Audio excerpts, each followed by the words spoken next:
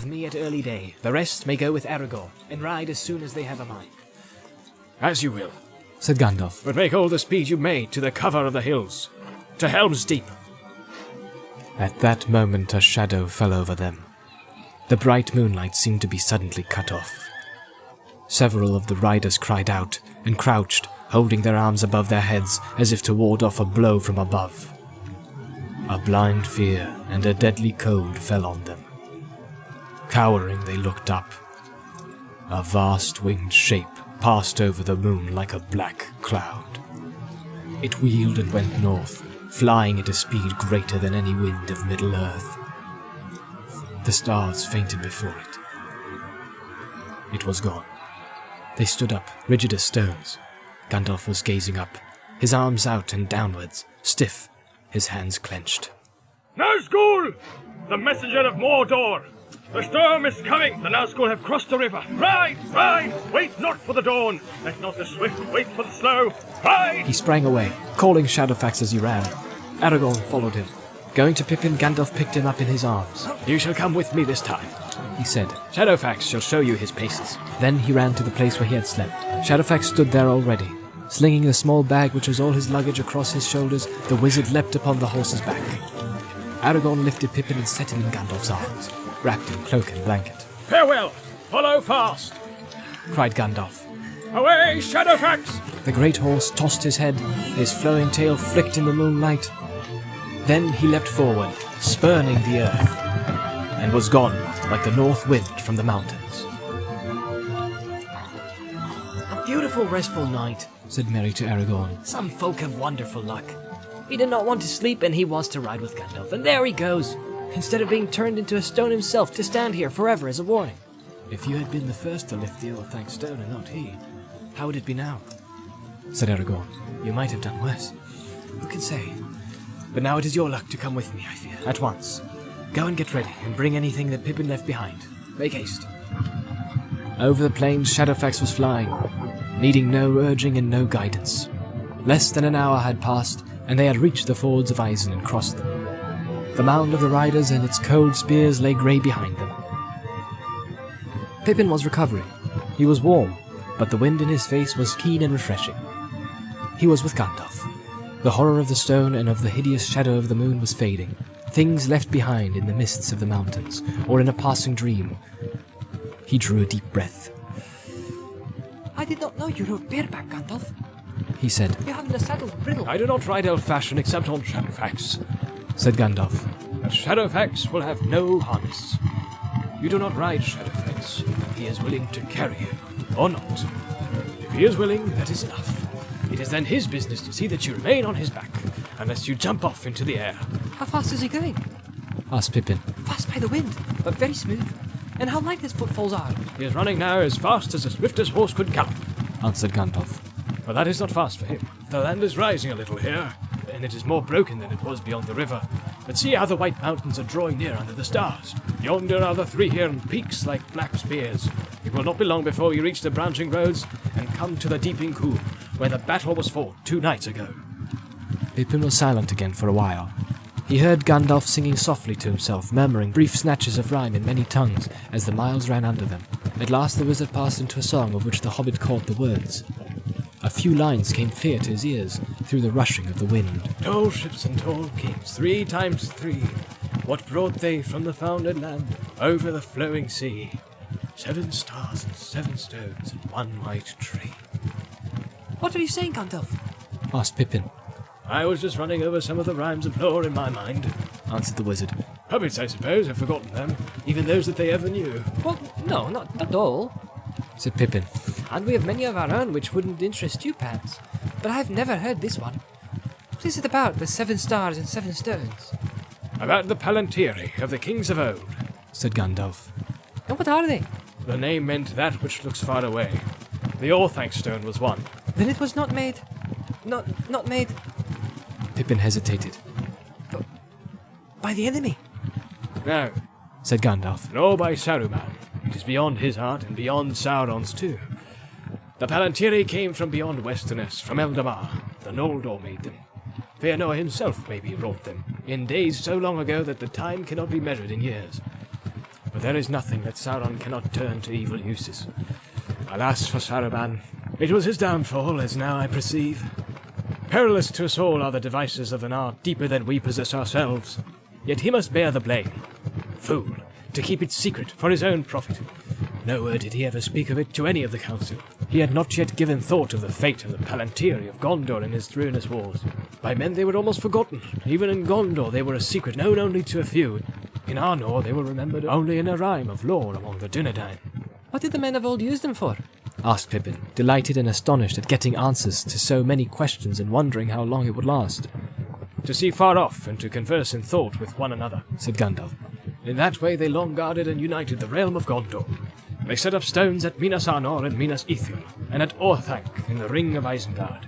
The chief and master of these was under the Dome of Stars at Osgiliath before its ruin. The three others were far away in the north. In the house of Elrond it is told that they were at Anuminas, and Amonsul and Elendil Stone was on the tower hills that look towards Mithlond in the Gulf of Lune, where the grey ships lie. Each Palantir replied to each, but all those in Gondor were ever open to the view of Osgiliath. Now it appears that, as the Rock of Orthanc has withstood the storms of time, so there the Palantir of that tower has remained. But alone it could do nothing but see small images of things far off and days remote. Very useful, no doubt, that was to Saruman. Yet it seemed that he was not content. Further and further abroad he gazed, until he cast his gaze upon Barad-dûr. Then he was caught. Who knows where the lost stones of Arnor and Gondor now lie, buried or drowned deep? But one at least Sauron must have obtained and mastered to his purposes. I guess that it was the Ithil stone, for he took Minas Ithil long ago and turned it into an evil place. Minas Morgul it has become. Easy it is now to guess how quickly the roving eye of Saruman was trapped and held, and how ever since he has been persuaded from afar, and daunted when the persuasion would not serve. The biter bit, the hawk under the eagle's foot, the spider in a steel web. How long, I wonder, has he been constrained to come often to his glass for inspection and instruction? And the Orthanc stone, so bent towards Barad-dûr that, if any save a will of adamant now looks into it, it will bear his mind and sight swiftly thither. And how it draws one to itself. Have I not felt it? Even now my heart desires to test my will upon it, to see if I could not wrench it from him and turn it when I would, to look across the wide seas of water and of time to Tirion the Fair and perceive the unimaginable hand and mind of Fëanor at their work, while both the white tree and the golden were in flower.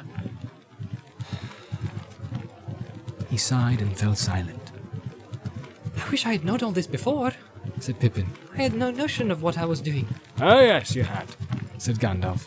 You knew you were behaving wrongly and foolishly, and you told yourself so, though you did not listen. I did not tell you all this before, because it is only by musing on all that has happened that I have at last understood, even as we ride together.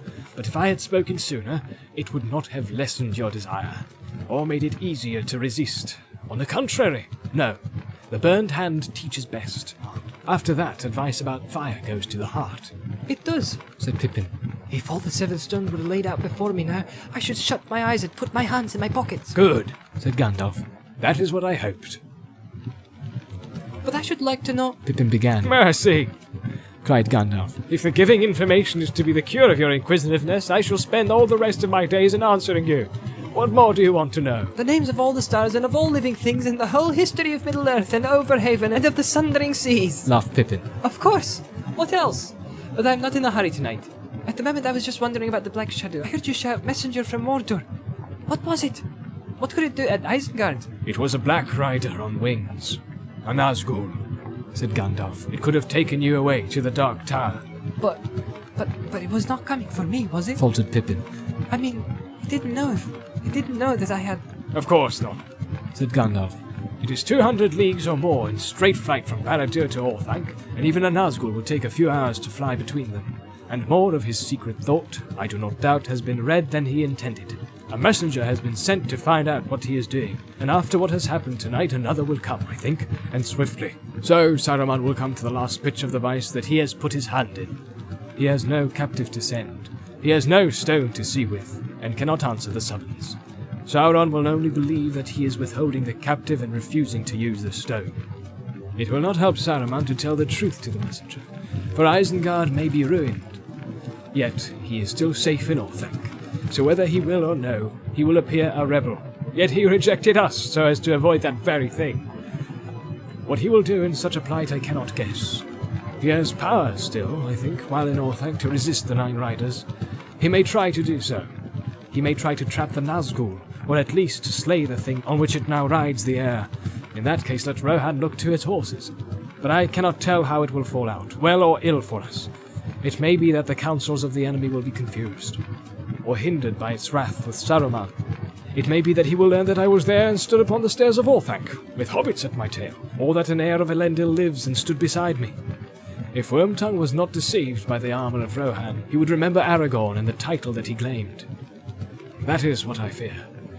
And so we fly, not from danger, but into greater danger. Every stride of Shadowfax bears you nearer to the land of shadow, Peregrine Took. Pippin made no answer, but clutched his cloak as if a sudden chill had struck him. Grey land passed under them. See now, said Gandalf. the Westfold dales are opening before us. Here we come back to the eastward road. The dark shadow yonder is the mouth of the Deeping Coup. That way lies Aglarond and the Glittering Caves. Do not ask me about them. Ask Gimli if you meet again, and for the first time you may get an answer longer than you wish. You will not see the caves yourself, not on this journey. Soon they will be far behind. But I thought you were going to stop at Helm's Deep. Said Pippin. Where are you going then? To Minas Tirith, before the seas of war surround it. Oh, and how far is that? Leagues upon leagues, Answered Gandalf. thrice as far as the dwellings of King Theoden, and they are more than 100 miles east from here as the messengers of Mordor fly. Shadowfax must run a longer road, which will prove the swifter. We shall ride now till daybreak, and that is some hours away. Then even Shadowfax must rest in some hollow of the hills, at Edoras, I suppose. Sleep if you can. You may see the first glimmer of dawn upon the golden roof of the House of Eol, and in 2 days thence you shall see the purple shadow of Mount Mindoluin and the walls of the Tower of Denethor white in the morning. Away now, Shadowfax! Run, Greatheart! Run as you have never run before! Now we are come to the lands where you are foe, and every stone you know. Run now! Hope is in speed! Shadowfax tossed his head and cried aloud as if a trumpet had summoned him to battle. Then he sprang forward. Fire flew from his feet. Night rushed over him. As he fell slowly into sleep, Pippin had a strange feeling. He and Gandalf were still as stone, seated upon the statue of a running horse, while the world rolled away beneath his feet with a great noise of wind.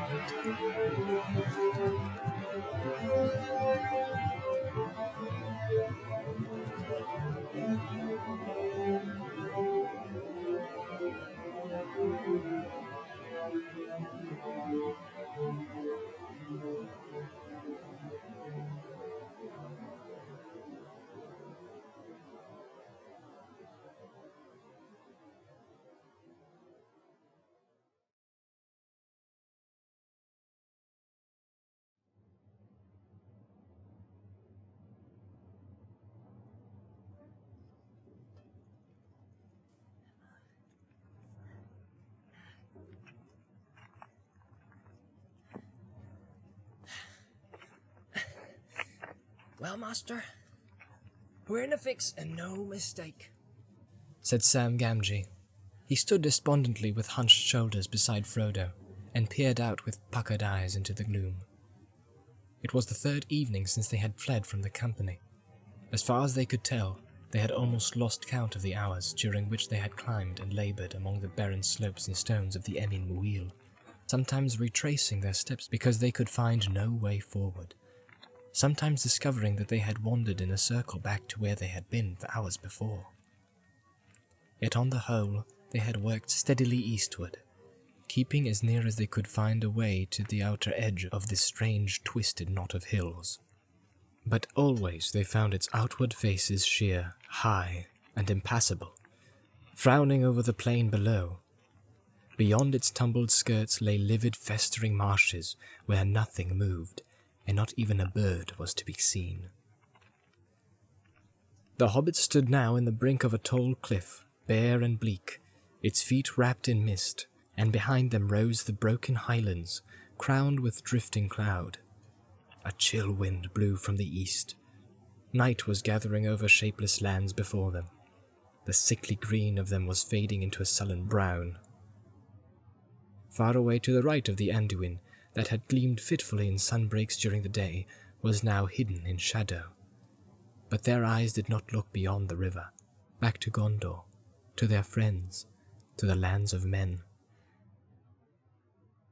South and east they stared to, where, at the edge of the oncoming night, a dark line hung, like distant mountains of motionless smoke. Every now and again, a tiny red gleam far away flickered upwards, on the rim of the earth and sky. What a fix, said Sam. That's the one place in all the lands we've heard of that we don't want to see any closer. And that's the one place we're trying to get to. And that's just what we can't get nohow. We've come the wrong way altogether, seemingly.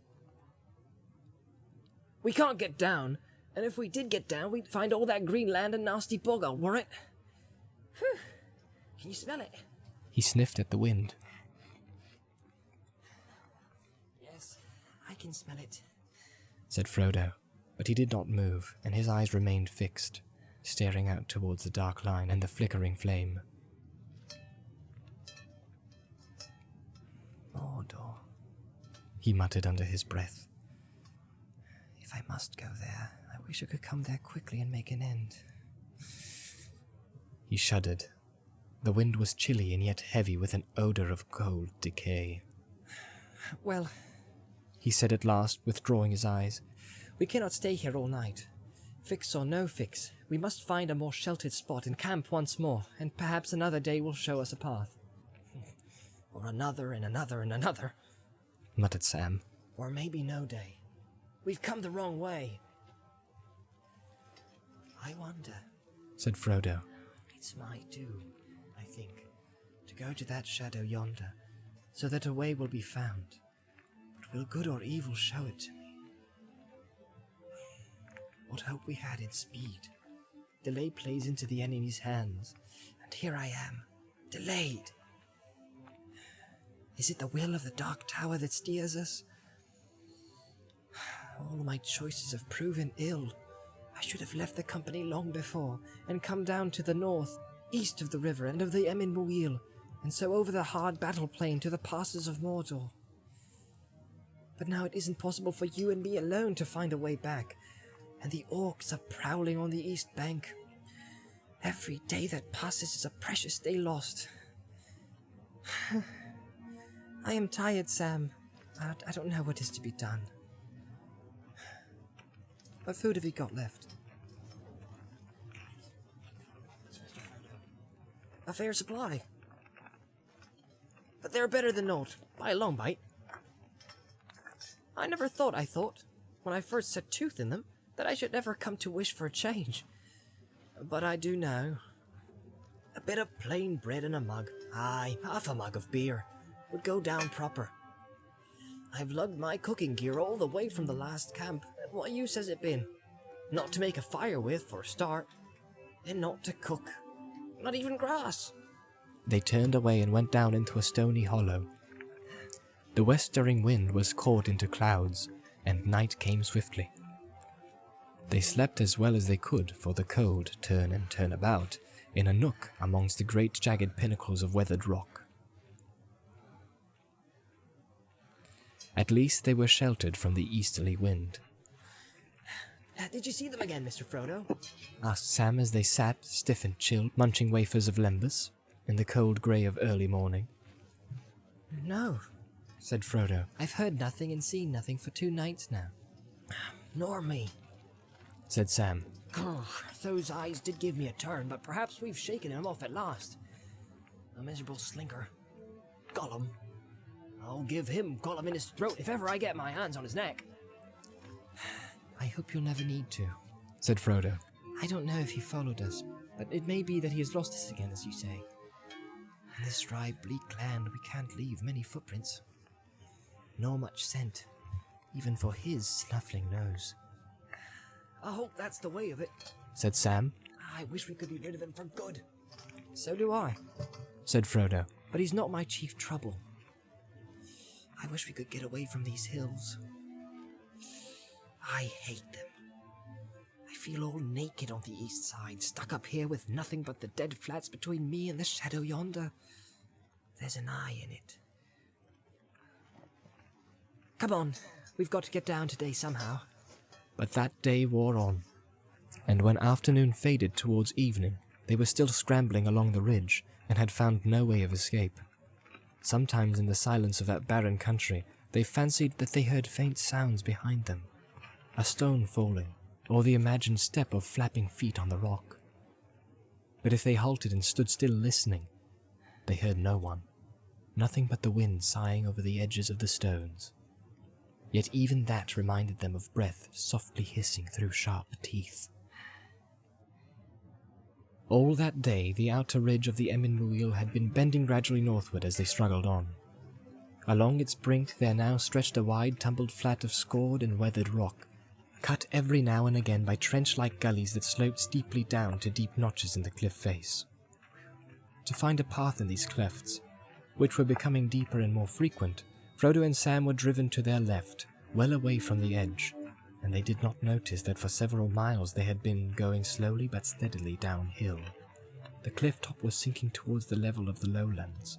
At last they were brought to a halt. The ridge took a sharper bend northward and was gashed by a deeper ravine. On the further side it reared up again, many fathoms at a single leap. A great grey cliff loomed before them, cut sheer down as if by a knife stroke. They could go no further forwards, and must turn now either west or east. But west would lead them only into more labour and delay, back towards the heart of the hills. East would take them to outer precipice. There's nothing for it but to scramble down this gully, Sam, said Frodo. Let's see what it leads to. A nasty drop, I'll bet, said Sam. The cleft was longer and deeper than it seemed. Some way down they found a few gnarled and stunted trees, the first they had seen for days. Twisted birch for the most part, with here and there a fir tree. Many were dead and gaunt, bitten to the core by the eastern winds. Once in milder days there must have been a fair thicket in the ravine, but now, after some 50 yards, the trees came to an end, though old broken stumps straggled on almost to the cliff's brink. The bottom of the gully, which lay along the edge of a rock vault, was rough with broken stone and slanted deeply down. When they came at last to the end of it, Frodo stooped and leaned out. Look, he said. We must have come down a long way, or else the cliff has sunk. It's much lower here than it was, and it looks easier too. Sam knelt beside him and peered reluctantly over the edge. Then he glanced up at the great cliff rising up, away on their left. Easier, he grunted. Well, I suppose it's always easier getting down than up. Those that can't fly can jump. It would be a big jump still, said Frodo. About, well... He stood for a moment measuring it with his eyes.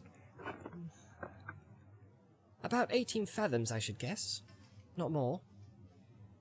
And that's enough, said Sam. Oh, how I hate looking down from a height. But looking's better than climbing. All the same, said Frodo. I think we could climb here, and I think we shall have to try. See, the rock is quite different. Cracked. The outer wall was indeed no longer sheer, but sloped outwards a little. It looked like a great rampart or sea-wall whose foundations had shifted, so that its courses were all twisted and disordered, leaving great fissures and long slanting edges that were in places almost as wide as stairs. If we're going to try and get down, we had better try it at once. It's getting dark early. I think there's a storm coming.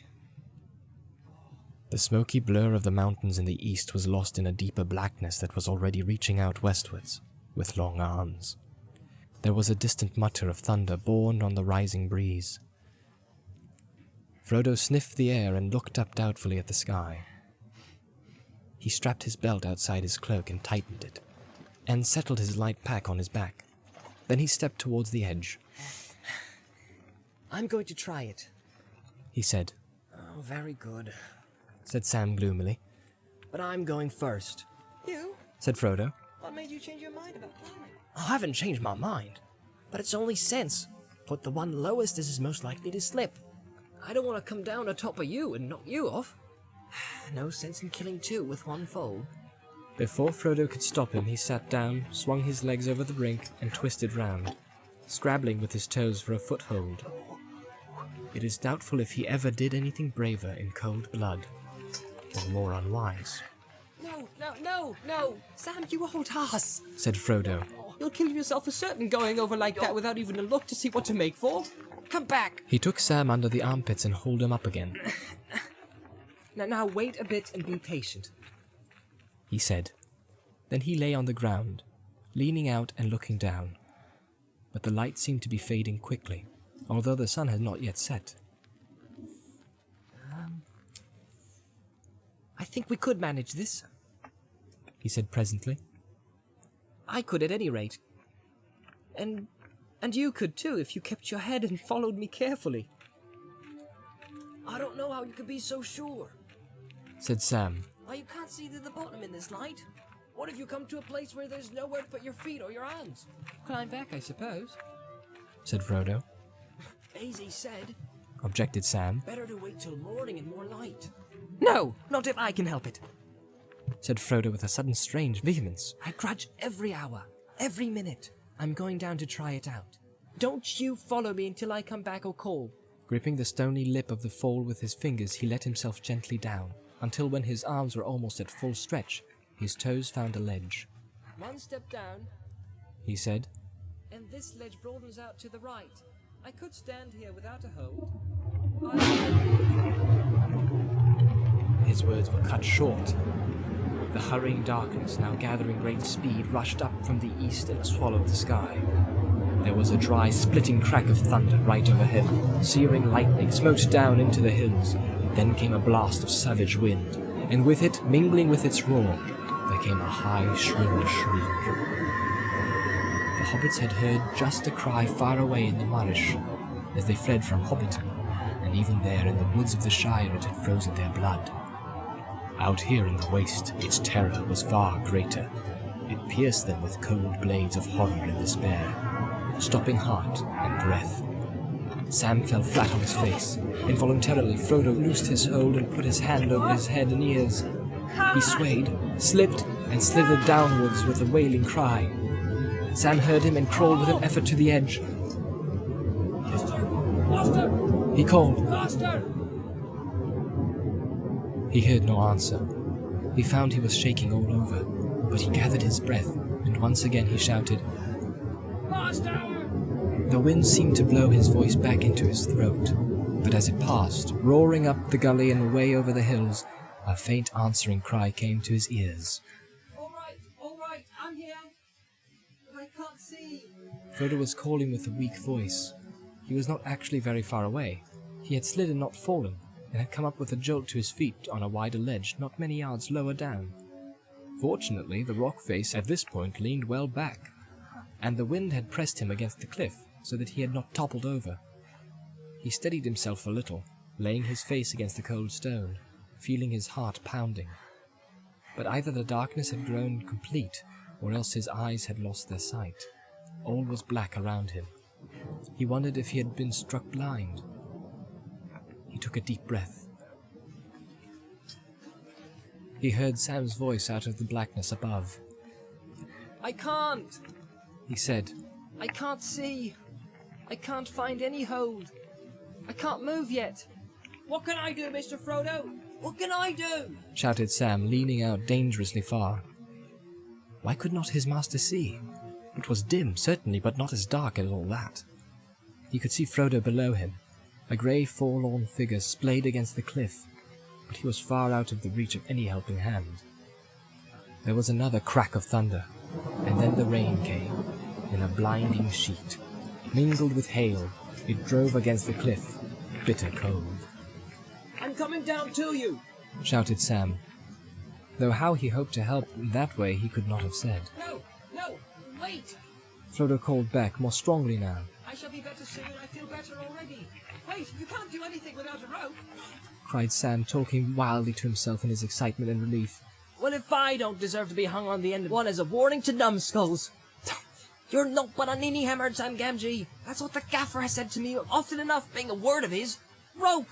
Stop chattering! Cried Frodo, now recovered enough to feel both amused and annoyed. Never mind your gaffer. Are you trying to tell yourself you've got some rope in your pocket? If so, out with it! Yes, Mr. Frodo. In my pack and all. Carried it hundreds of times and I had clean forgotten it. Then get busy and let an end down! Quickly Sam unslung his pack and rummaged in it. There indeed at the bottom was a coil of the silken grey rope made by the folk of Lorien. He cast an end to his master. A darkness seemed to lift from Frodo's eyes, or else his sight was returning. He could see the grey line as it came dangling down, and he thought it had a faint silver sheen. Now that he had some point in the darkness to fix his eyes on, he felt less giddy. Leaning his weight forward, he made the end fast round his waist, and then he grasped the line with both hands. Sam stepped back and braced his feet against the stump, a yard or two from the edge. Half hauled, half scrambling, Frodo came up and threw himself on the ground. Thunder growled and rumbled in the distance, and the rain was still falling heavily. The hobbits crawled away back into the gully, but they did not find much shelter there. Rills of water began to run down. Soon they grew to a spate that slashed and fumed on the stones and spouted out over the cliff like the gutters of a vast roof. I should have been half drowned in here or washed clean off, said Frodo. What a piece of luck you had that rope. Better luck if I thought of it sooner, said Sam. Maybe you remember them putting the ropes in the boats as we started off in the Elvish country. I took a fancy to it and I stowed a coil in my pack. Years ago, it seems. It may be a help in many needs, he said. Alger. Or one of those folk. And he spoke right. Pity I didn't think of bringing another length, said Frodo. But I left the company in such a hurry and confusion. If only we had enough, we could use it to get down. How long is your rope, I wonder? Sam paid it out slowly, measuring it with his arms. 5, 10, 20, 30 elms, more or less, he said. Who'd have thought it? Who was said it? Sam. Elves are wonderful folk. It looks a bit thin, but it's tough and soft as milk to the hand. Pack's close too, and as light as light. Wonderful folk, to be sure. 30 elves, said Frodo, considering. I believe it would be enough, if the storm passes before nightfall. I'm going to try it. The rain's nearly given over already, said Sam. But don't you go doing anything risky in the dim again, Mr. Frodo. And I haven't got over that shriek of the wind yet, if you have. Like a black rider it sounded, but one up in the air if they can fly. I'm thinking, we'd best lay up this crack till the night's over. And I'm thinking that I won't spend a moment longer than I need, stuck up on this edge with eyes of the dark country looking over the marshes, said Frodo. With that he stood up and went down to the bottom of the gully again. He looked out. Clear sky was growing in the east once more. The skirts of the storm were lifting, ragged and wet, and the main battle had passed to spread its great wings over the Emyn Muil, upon which the dark thought of Sauron brooded for a while. Thence it turned, smiting the Vale of Anduin with hail and lightning, and casting its shadow upon Minas Tirith with threat of war. Then, lowering in the mountains, and gathering its great spires, it rolled on slowly over Gondor and the skirts of Rohan, until far away the rivers of the plain saw its black towers moving behind the sun as they rode into the west. But here, over the desert and the reeking marshes, the deep blue sky of evening opened once more, and a few pallid stars appeared, like small white holes in the canopy above the crescent moon. It's good to be able to see again, said Frodo, breathing deep. Do you know, I thought for a bit that I had lost my sight, from the lightning or something else worse. I could see nothing at all, until the grey rope came down. It seemed to shimmer somehow. It does look sort of silver in the dark, said Sam. Never noticed it before, though I can't remember as I've ever had it out since I first stowed it. But if you're so set on climbing, Mr. Frodo, how are you going to use it? 30 ells, or say about 18 fathom. That's more than your guess at the height of the cliff. Frodo thought for a while. Make it fast to that stump, Sam, He said, then I think you shall have your wish this time and go first. I'll lower you, and you need do no more than use your feet and hands to fend yourself off the rock. Though if you put your weight on some of the ledges and give me a rest, I will help. When you're down, I'll follow. I feel quite myself again now. Very well, said Sam heavily. if it must be, then let's get it over. He took up the rope and made it fast over the stump nearest to the brink. Then the other end he tied about his own waist. Reluctantly he turned and prepared to go over the edge a second time. It did not, however, turn out half as bad as he had expected. The rope seemed to give him confidence, though he shut his eyes more than once when he looked down between his feet. There was one awkward spot, where there was no ledge, and the wall was sheer and even undercut for a short space. There he slipped and swung out on the silver line, but Frodo lowered him slowly and steadily, and it was over at last. His chief fear had been that the rope length would give out while he was still high up, but there was still a good bite in Frodo's hands. When Sam came to the bottom and called up, I'm down! His voice came up clearly from below, but Frodo could not see him. His grey elven cloak had melted into the twilight. Frodo took rather more time to follow him, but he did not want to risk a fall, and he had not quite Sam's faith in this slender grey line. He found two places all the same, where he had to trust wholly to it, smooth surfaces where there was no hold even for his strong hobbit fingers and the ledges were far apart. But at last he too was down. Well, He cried, we've done it! We've escaped from the Emin Muil. And now, what next, I wonder? Maybe we shall soon be sighing for good hard rock underfoot again. but Sam did not answer. He was staring back up the cliff. Oh, ninny hammers! He said, Know those? My beautiful rope! There it is tied to a stump, but we were at the bottom just as nice a little stair for that slinking golem as we could leave. Better put up a signpost to say which way we've gone. I thought it seemed a bit too easy. If you can think of any way we could have both used the rope and yet brought it down with us, then you can pass on to me the ninny hammer, or any other name your gaffer gave you. said Frodo. Climb up and untie it and let yourself down if you want to. Sam scratched his head. No, I can't think of how, begging your pardon. He said. But I don't like leaving it, and that's a fact. He stroked the rope's end and shook it gently. It goes hard parting with anything I brought out of the elf country. Maybe by Galadriel herself too, maybe. Galadriel. He muttered, nodding his head mournfully. He looked up and gave one last pull to the rope, as if in farewell. To the complete surprise of both the hobbits, it came loose. Sam fell over, and the long grey coils slithered silently down on top of him. Frodo laughed. Who tied the rope? He said. A good thing it held as long as it did. Whew, to think that I trusted all my weight to your knot. Sam did not laugh. I may not be much good at climbing, Mr. Frodo, He said in injured tones. but I do know something about rope and about knots. It's in the family, as you might say. My granddad and my uncle Andy after him. That was the gaffer's eldest brother. He had a rope walkover by Titeville many a year, and I put as fast a hitch over the stump as anyone could have done in the Shire or out of it. Then the rope must have broken. Frayed on the rock edge, I expect. Said Frodo. I bet it didn't, Said Sam in an even more injured voice. He stooped and examined the ends. Then I'm afraid it must have been the knot. Said Frodo. Sam shook his head and did not answer. He was passing the rope through his fingers thoughtfully. Have it your way, Mr. Frodo. He said at last. But I think the rope came off itself when I called. He coiled it up and stowed it lovingly in his pack. It certainly came, Said Frodo. and that's the chief thing. But now we've got to think of our next move. Night will be on us soon. How beautiful the stars are. And the moon. They do cheer the heart, don't they? Said Sam looking up. elvish they are, somehow. And the moon's growing. We haven't seen him for a night or two in this cloudy weather. He's beginning to give quite a light.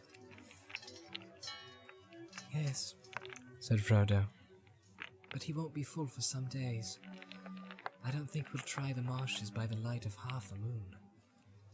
Under the first shadows of night, they started out on the next stage of their journey. After a while, Sam turned and looked back at the way they had come. The mouth of the gully was a black notch in the dim cliff. Whew, I'm glad we got the rope, he said. We've set a little puzzle for that footpad anyhow. He can try his nasty flappy feet on those ledges.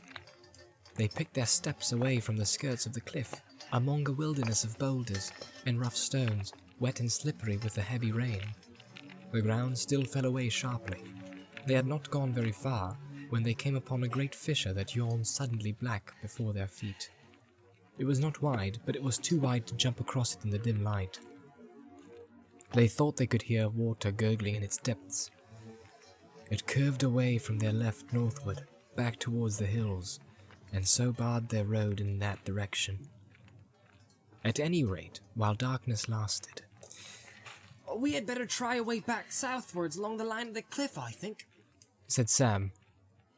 We might find some nook there, or even a cave or something. I suppose so, said Frodo. but I'm tired and I don't think I can scramble among stones much longer tonight, though I grudge the delay. I wish there was a clear path in front of us. Then I'd go on till my legs gave way. They did not find the going any easier at the broken feet of the Emyn Wheel, nor did Sam find any nook or hollow to shelter in. Only bare stony slopes frowned over by the cliff, which now rose again, higher and more sheer as they went back. In the end, worn out, they just cast themselves on the ground under the lee of a boulder lying not far from the foot of the precipice. There for some time they sat huddled mournfully together in the cold, stormy night, while sleep crept up upon them in spite of all they could do to hold it off. The moon now rode high and clear. Its thin white light lit up the faces of the rocks and drenched the cold, frowning walls of the cliff, turning all the wide looming darkness into a chill pale grey, scored with black shadows. Well, said Frodo, standing up and drawing his cloak more closely around him. you sleep for a bit, Sam, and take my blanket. I'll walk up and down for sentry for a while. Suddenly he stiffened, and stooping he gripped Sam by the arm. What's that? He whispered. Look over there on the cliff. Sam looked and breathed in sharply through his teeth. He said, That's what it is. Is that Gollum? Snakes and adders. And to think that I thought that we'd puzzle it with our bit of a climb. Oh, look at him. Like a nasty crawling spider on a wall.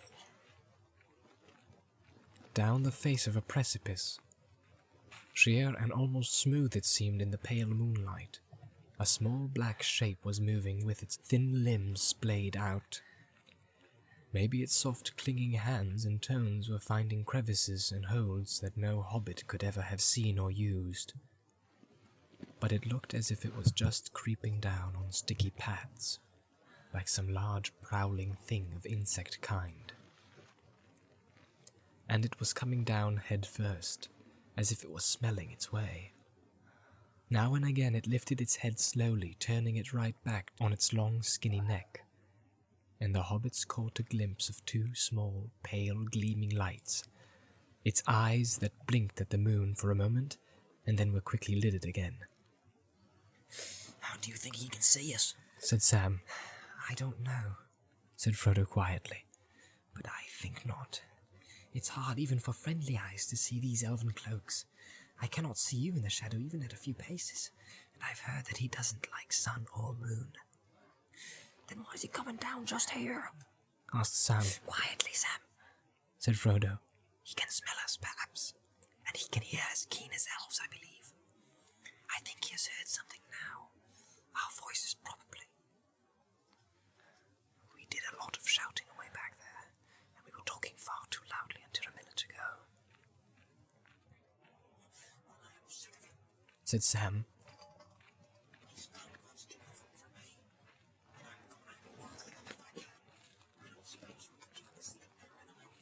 Drawing his grey hood well over his face, Sam crept stealthily towards the cliff. Careful! Whispered Frodo, coming behind. Don't alarm him. He's much more dangerous than he looks.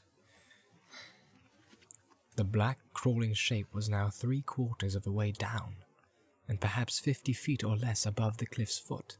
Crouching stone still in the shadow of a large boulder, the hobbits watched him. He seemed to have come to a difficult passage, or to be troubled about something. They could hear him snuffling, and now and again there was a harsh hiss of breath that sounded like a curse. He lifted his head, and they thought they heard him spit. Then he moved on again. Now they could hear his voice creaking and whistling.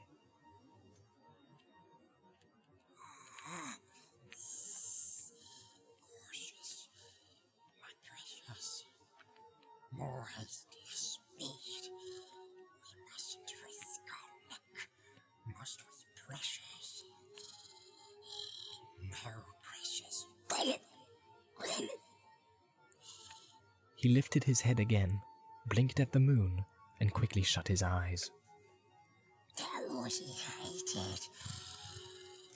He hissed. Master's chivalry light it is. Spies on us, precious. What's our eyes? He was getting lower now, and the hisses became sharper and clearer. Where is it? Where is it? My precious. My precious. It's ours, it is. And we want it. The thieves. The filthy little thieves. Where are they with my precious? Curse them. We hate them. It doesn't sound as if he knew we were here, does it? Whispered Sam. And what's his precious? Does he make shh? Breathed Frodo. He's getting near now. Near enough to hear a whisper. Indeed, Gollum had suddenly paused again, and his large head on his scrawny neck was lolling from side to side, as if he was listening. His pale eyes were half unlidded. Sam restrained himself, though his fingers were twitching. His eyes, filled with anger and disgust, were fixed on the wretched creature as he now began to move again, still whispering and hissing to himself. At last he was no more than a dozen feet from the ground, right above their heads. From that point there was a sheer drop, for the cliff was slightly undercut, and even Gollum could not find a hold of any kind. He seemed to be trying to twist round, so as to go legs first, when suddenly, with a shrill whistling shriek, he fell, and as he did so he curled his legs and arms up round him, like a spider whose descending thread is snapped. Sam was out of his hiding in a flash and crossed the space between him and the cliff foot in a couple of leaps. Before Gollum could get up, he was on top of him, but he found Gollum more than he bargained for, even taken like that suddenly off his guard after a fall. Before Sam could get a hold, long legs and arms wound round him, spinning his arms, and a clinging grip, soft but horribly strong, was squeezing him like slowly tightening cords. Clammy fingers were feeling for his throat. Then sharp teeth bit into his shoulder. All he could do was to butt his hard round head sideways to the creature's face. Gollum hissed and spat, but he did not let go. Things would have gone ill with Sam if he had been alone. But Frodo sprang up and drew Sting from his sheath. With his left hand he drew back Gollum's head by his thin lank hair, stretching his long neck and forcing his pale venomous eyes to stare up at the sky. Let go, Gollum! He said. This is Sting. You have seen it before once upon a time. Let go, or you'll feel it this time. I'll cut your throat. Gollum collapsed and went as loose as a wet string. Sam got up, fingering his shoulder, his eyes smouldering with anger, but he could not avenge himself. His miserable enemy lay grovelling on the stones, whimpering.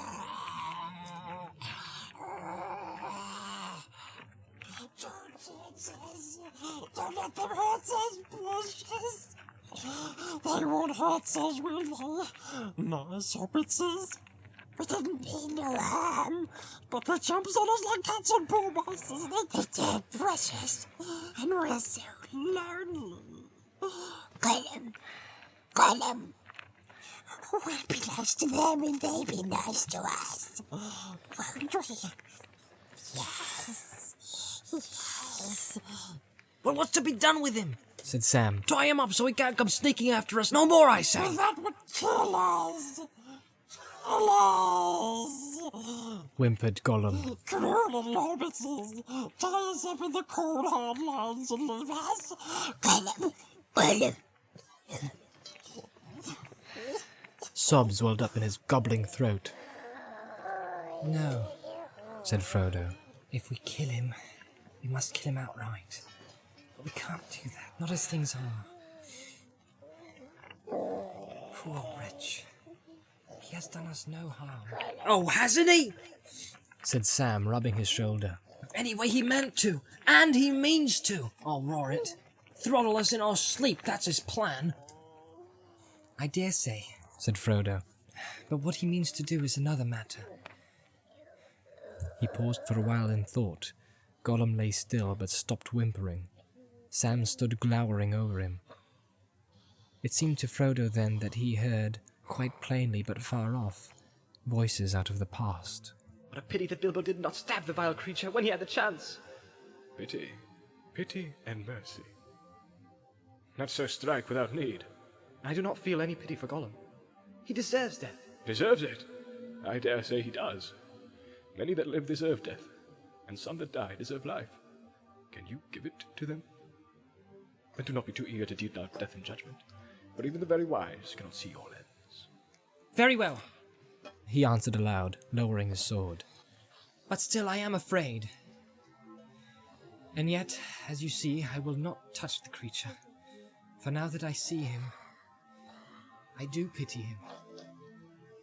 Sam stared at his master, who seemed to be speaking to someone who was not there. Gollum lifted his head. Yes. Wretched we are, precious. He whined. Misery. Misery.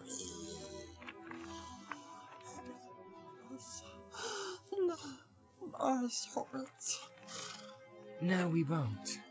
Said Frodo. But we won't let you go either. You're full of wickedness and mischief, Gollum. You will have to come with us, that's all, while we keep an eye on you. But you must help us if you can. One good turn deserves another. Nice hobbits. We will come with them. Find them safe paths in the dark. Yes, we will. Where are they going in these cold, hard lands, we wonders? Yes, we wonders. He looked up at them, and a faint light of cunning and eagerness flickered for a second in his pale, blinking eyes. Sam scowled at him and sucked his teeth, but he seemed to sense that there was something odd about his master's mood, and that the master was beyond argument. All the same, he was amazed at Frodo's reply. Frodo looked straight into Gollum's eyes, which flinched and twisted away. You know that, or you guess well enough, Smeagol, he said, quiet and sternly. We are going to Mordor, of course, and you know the way there, I believe. Said Gollum, covering his ears with his hands, as if such frankness and the open speaking of the names hurt him. Yes. Yes. Yes. We didn't want them to go, did we? No, precious, not the nice hobbits. Ashes, ashes, and dust, and sorcery, and pits, pits, pits, and orcs, thousands of orcs. Nice hobbits mustn't go to those places. Frodo insisted. And you're being drawn back there, aren't you? Yes. Yes. No! Shrieked Gollum. Once, by accident, wasn't it, precious? Yes. Yes, by accident. But we won't go back. No! No! Then suddenly his voice and language changed, and he sobbed in his throat and spoke, but not to them.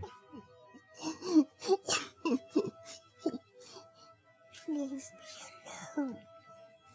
Gollum, you hurt me. Oh, my poor hands.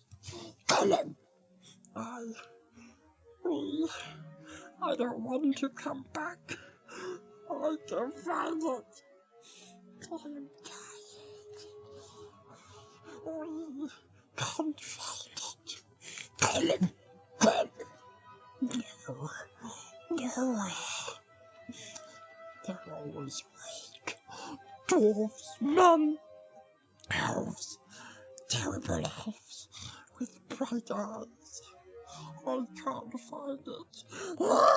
He got up and clenched his long hand into a bony, fleshless knot, shaking it towards the east. We won't, He cried. not for you. Then he collapsed again. Gollum. He whimpered, with his face to the ground.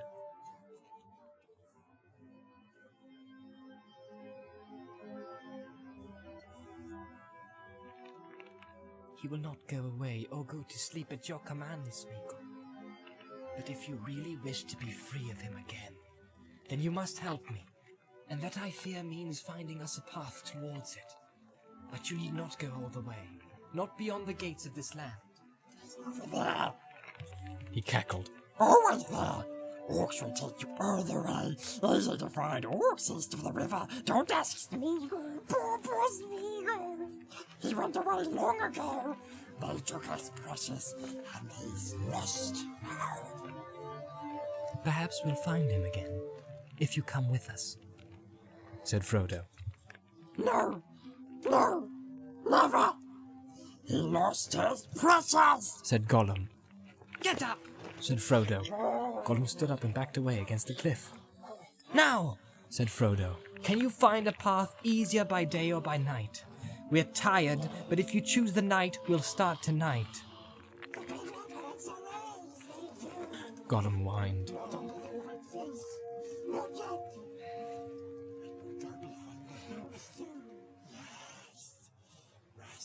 Fast. Nice hobbits. Then sit down, Said Frodo. and don't move. The hobbits seated themselves beside him, one on either side with their backs to the stony wall, resting their legs. There was no need for any arrangement by word. They knew that they must not sleep for a moment. Slowly the moon went by. Shadows fell down from the hills, and all grew dark before them. The stars grew thick and bright in the sky above. No one stirred. Gollum sat with his legs drawn up, knees under chin, flat hands and feet splayed to the ground, his eyes closed, but he seemed tense, as if thinking or listening. Frodo looked across at Sam. Their eyes met and they understood. They relaxed, leaning their heads back and shutting their eyes, or seeming so. Soon the sound of their soft breathing could be heard. Gollum's hands twitched a little. Hardly perceptibly, his head moved to the left and the right, and first one eye and then another opened a slit. The hobbits made no sign. Suddenly, with startling agility and speed, straight off the ground with a jump like a grasshopper or a frog, Gollum bounded forward into the darkness, but that was just what Frodo and Sam had expected. Sam was on him before he had gone 2 paces after his spring. Frodo, coming behind, grabbed his leg and threw him. Your rope might prove useful again, Sam. He said. Sam got out the rope. And where were you off in the cold hard lands, Mr. Gollum? He growled. We wonders, to find some of your orc friends, I'll warrant. You nasty, treacherous creature. It's round your neck this rope won't go to. A tight noose too. Gollum lay quiet and tried no further tricks. He did not answer Sam, but gave him a swift, venomous look. All we need is something to keep a hold of him, Said Frodo. We want him to walk, so it's no good tying his legs or his arms. He seems to use them nearly as much. Tie one end to his ankle, and keep a grip on the other end. He stood over Gollum while Sam tried the knot. The result surprised them both. Gollum began to scream, a thin, tearing sound very horrible to hear. He writhed and tried to get his mouth to his ankle and bite the rope. He kept on screaming. At last, Frodo was convinced that he really was in pain, but it could not be from the knot. He examined it and found that it was not too tight, indeed hardly tight enough. Sam was gentler than his words. What's the matter with you? He said, If you will try to run away, you must be tied. We don't wish to hurt you. It hurts us! hissed Gollum. It freezes! It bites! Elves twisted it! Curse them! Nasty, cruel hobbits! That's why we tried to escape! Of course it is, precious! We guess they were cruel hobbits! They vision elves! Fierce elves with bright eyes! It hurts us! No, I will not take it off you. Said Frodo. Not unless... He paused a moment and thought. Not unless there is any promise you can make that I can trust. Swear to do what he wants. Yes. Yes. Said Gollum, still twisting and grabbling at his ankle. Hurts us. Hurts us. Swear? Said Frodo. Smeagol. Said Gollum suddenly and clearly, opening his eyes wide and staring at Frodo with a straight light. Smeagol, we swear. On the precious. Frodo drew himself up, and again Sam was startled by his words and his stern voice. On the precious? How dare you? Think! One ring to rule them all, and in the darkness bind them. Would you commit your promise to that, Smeagol? It will hold you. But it is more treacherous than you are. It may twist your words. Beware! Gollum cowered. On the precious! On the precious! He repeated. And what would you swear? Asked Frodo. To be very, very good. Said Gollum. Then, crawling to Frodo's feet, he grovelled before him, whispering hoarsely. A shudder ran over him, as if the words shook his very bones with fear. Smeagol, we swear never to let him have it. Never. Smeagol will save it, but he must swear on the precious. No! Not on it! Said Frodo, looking down at him with stern pity. All you wish is to see it and to touch it if you can, though you know it would drive you mad. Not on it. Swear by it if you will, for you know where it is. Yes, you know, Smeagol. It is before you. For a moment it appeared to Sam that his master had grown and then Gollum had shrunk. A tall, stern shadow, a mighty lord who hid his brightness in grey cloud, and at his feet a little whining dog. Yet the two were in some way akin and not alien. They could reach one another's minds. Gollum raised himself and began pawing at Frodo, fawning at his knees. Down! Down! Said Frodo. Now speak your promise. He promises. Yes, I promise. Said Gollum. I will serve the master of the precious. Good master. Good Smeagol. Kill him! Kill him! Suddenly he began to weep and bite at his ankle again. Take the rope off, Sam. Said Frodo.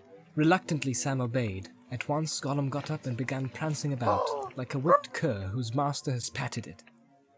From that moment a change, which lasted for some time, came over him.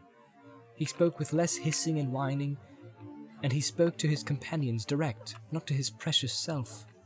He would cringe and flinch if they stepped near him or made any sudden movement, and he avoided the touch of their elven cloaks. But he was friendly, and indeed pitifully anxious to please. He would cackle with laughter and caper if any jest was made, or even if Frodo spoke kindly to him, and weep if Frodo rebuked him. Sam said little to him of any sort. He suspected him more deeply than ever, and if possible, liked the new Gollum, the Smeagol, less than the old. Gollum, or whatever it is we're to call you, He said. Now for it! The moon's gone, and the night's going. We'd better start. Yes, yes! agreed Gollum, skipping about. Off we go! There's only one way across between the north end and the south end. I found it. I did. Orcs don't use it. Orcs don't know it. Orcs don't cross the marshes. They go around for miles and miles. Very lucky you came this way. Very lucky you found Smeagol. Follow Smeagol. He took a few steps away and looked back inquiringly, like a dog inviting them for a walk. Wait a bit, Gollum! Cried Sam. Not too far ahead now. I'm gonna be your tail, and I've got the rope handy. No, no! Said Gollum. In the deep of night, under hard, clear stars, they set off. Gollum led them back northward for a while along the way they had come. Then he slanted to the right, away from the steep edge of the Emyn Muil, down the broken stony slopes towards the vast ferns below. They faded swiftly and softly into the darkness. Over all the leagues of waste before the gates of Mordor, there was a black silence.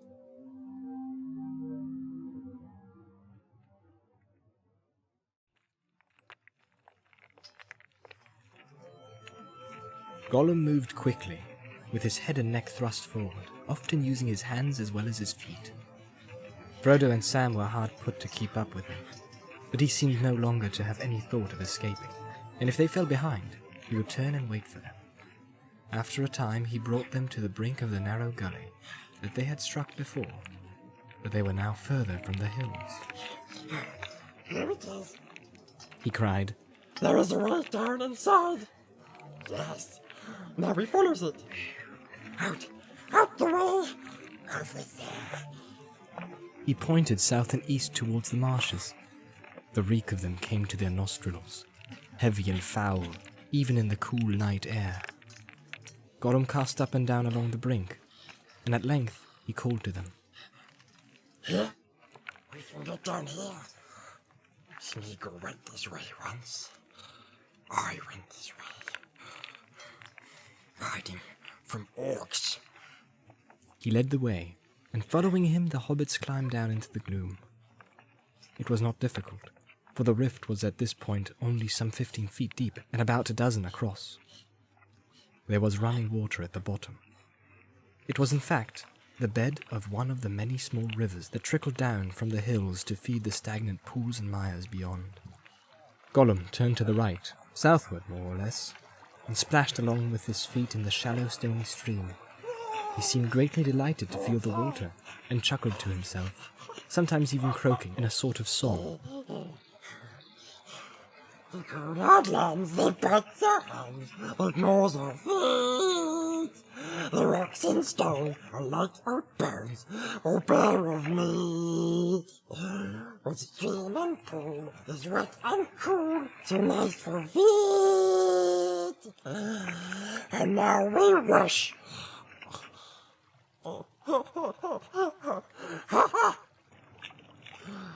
What does we wish? He said, looking sidelong at the hobbits. We'll tell you. He croaked. He guessed it long ago. Baggins guessed it. A glint came into his eyes, and Sam, catching the gleam in the darkness, thought it far from pleasant. Alive without breath, as cold as death. Never thirst.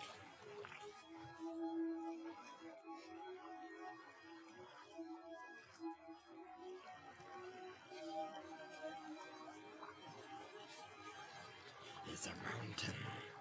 Thinks a fountain is a breath of air. So slick, so fair. What a joy to meet! We only wish to catch a fish so juicy sweet. These words only made more pressing to Sam's mind. A problem that had been troubling him from the moment when he understood that his master was going to adopt Gollum as a guide. The problem of food. It did not occur to him that his master might also have thought of it, but he supposed Gollum had. Indeed, how had Gollum kept himself in all his lonely wandering? Not too well, thought Sam. He looks fair famished. Not too dainty to try what Hobbit tastes like. If there ain't no fish, I'll wager. Supposing as he could catch us napping. Well, he won't. Not Sam Gamgee, for one. They stumbled along in the dark winding gully for a long time, or so it seemed to the tired feet of Frodo and Sam. The gully turned eastward, and as they went on it broadened and got gradually shallower. At last the sky above grew faint with the first grey of morning. Gollum had shown no signs of tiring, but now he looked up and halted. Day is near, he whispered, as if day was something that might overhear him and spring on him. Smeagol will stay here. I will stay here. And the Yellowface won't see me. We should be glad to see the sun, said Frodo. but we will stay here. We are too tired to go any further at present. You are not wise to be glad of the Yellowface. Said Gollum. It shows you up. No, he said you will Hobbit stay with Smeagol. Orcs and nasty things are about. He can see a long way. Stay and hide with me. The three of them settled down to rest at the foot of the rocky wall of the gully. It was not much more than a tall man's height now, and at its base there were wide flat shelves of dry stone. The water ran in the channel on the other side. Frodo and Sam sat on one of the flats, resting their backs. Gollum paddled and scrabbled in the stream. We must take a little food, said Frodo. Are you hungry, Smeagol? We have very little to share, but we will spare you what we can. At the word hungry, a greenish light was kindled in Gollum's pale eyes. They seemed to protrude further than ever from his thin, sickly face. For a moment he relapsed into his old Gollum manner. We are famished, yes. Famished we are, precious. He said. What is it they eat? Have they nice fishes? His tongue lolled out between his sharp yellow teeth, licking his colourless lips. Said Frodo. We have only got this. He held up a wafer of lambas. And water. If water here is fit to drink. Yes, yes, nice water. Said Gollum. Drink it. Drink it while we can. But what's this they've got, precious? Is it crunchable? Is it tasty? Frodo broke off a portion of the wafer and handed it to him on its leaf wrapping. Gollum sniffed at the leaf and his face changed. A spasm of disgust came over it, and a hint of old malice. Yeah! Smeagol smells it. He said. There he stinks. He climbed in those trees, and he couldn't wash the smell of his hands. My nice hands. Dropping the leaf, he took a corner of the lembas and nibbled it. He spat, and a fit of coughing shook him.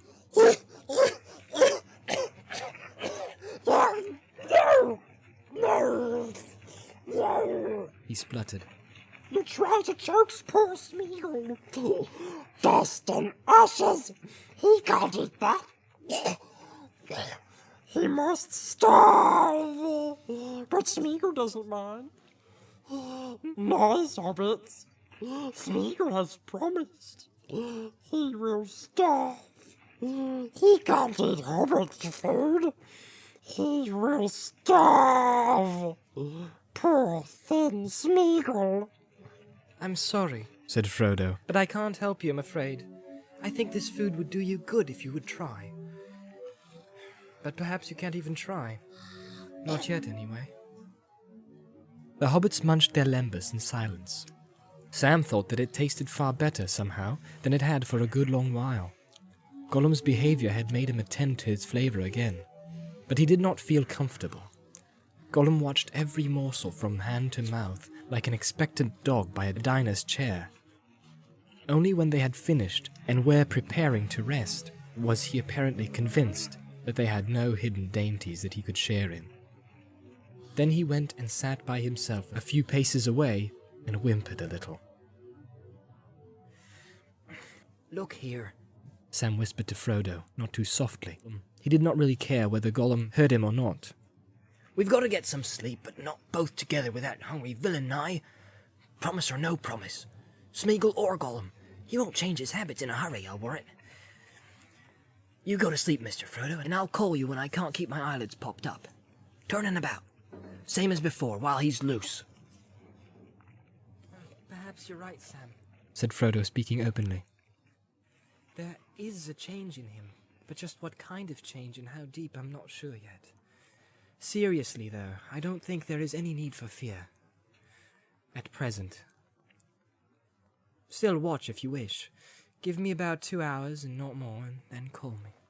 So tired was Frodo that his head fell forward on his breast and he slept, almost as soon as he had spoken the words. Gollum seemed no longer to have any fears. He curled up and went quickly to sleep, quite unconcerned.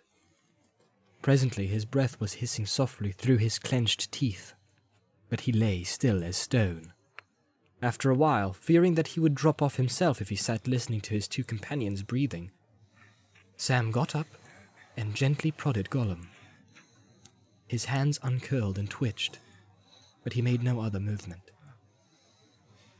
Sam bent down and said, "Fish," close to his ear, but there was no response. Not even a catch in Gollum's breathing. Sam scratched his head. Must really be asleep. He muttered. If I was like Gollum, he wouldn't wake up never again. He restrained the thoughts of his sword and the rope that sprang to his mind, and went and sat down by his master. When he woke up, the sky above was dim, not lighter but darker than when they had breakfasted. Sam leapt to his feet. Not least from his own feeling of vigor and hunger, he suddenly understood that he had slept the daylight away. 9 hours at least. Frodo was still fast asleep, lying now stretched on his side. Gollum was not to be seen. Various reproachful names for himself came to Sam's mind, drawn from the Gaffer's large paternal word hoard. Then it also occurred to him that his master had been right. There had, for the present, been nothing to guard against. They were at any rate both alive and unthrottled. Poor wretch, he said, half remorsefully. Now I wonder where he's got to. Said a voice above him. He looked up and saw the shape of Gollum's large head and ears against the evening sky. There, what are you doing? Cried Sam, his suspicions coming back as soon as he saw that shape. Said Gollum. Come back now! Shouted Sam. Hi! Come back! But Gollum had vanished. Frodo woke at the sound of Sam's shout and sat up, rubbing his eyes. Hello. He said. Anything wrong? What's the time? I don't know. Said Sam. After sundown, I reckon. And he's gone off. Says he's hungry. Don't worry. Said Frodo. There's no help for it. But he'll come back. You'll see. The promise will hold yet a while. And he won't leave his precious anyway. Frodo made light of it when he heard that they had slept soundly for hours with Gollum, and a very hungry Gollum too, loose beside them. Don't think of any of your Gaffer's hard names, he said. You were worn out, and it has turned out well. We are now both rested, and we have a hard road ahead. The worst road of all. About the food, said Sam. How long's it gonna take us to do this job? And when it's done, what are we gonna do then? This waybread keeps you on your legs in a wonderful way, though it doesn't satisfy the innards proper, as you might say. Not to my feelings anyhow, meaning no disrespect to them that's made it. But you have to eat some of it every day, and it doesn't grow. I reckon we've got enough to last, say, 3 weeks or so, and that with a tight belt and a light tooth, mind you. We've been a bit free with it so far. I don't know how long we shall take to finish, said Frodo. We were miserably delayed in the hills.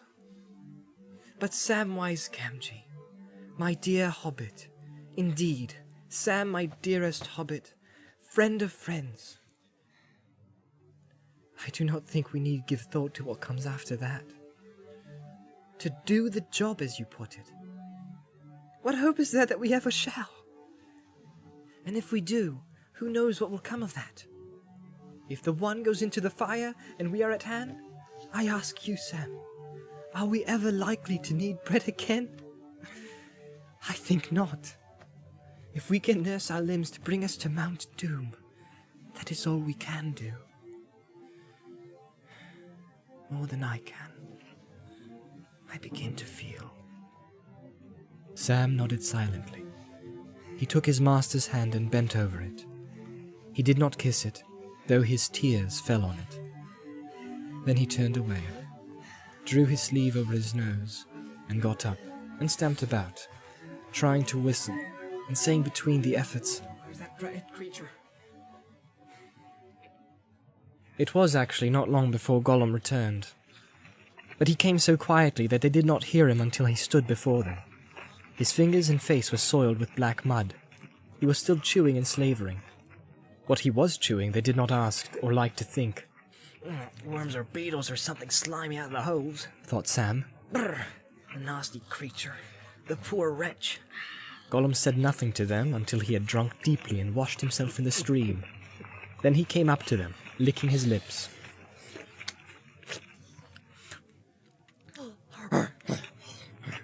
Better now, He said, are we rested? Ready to go on?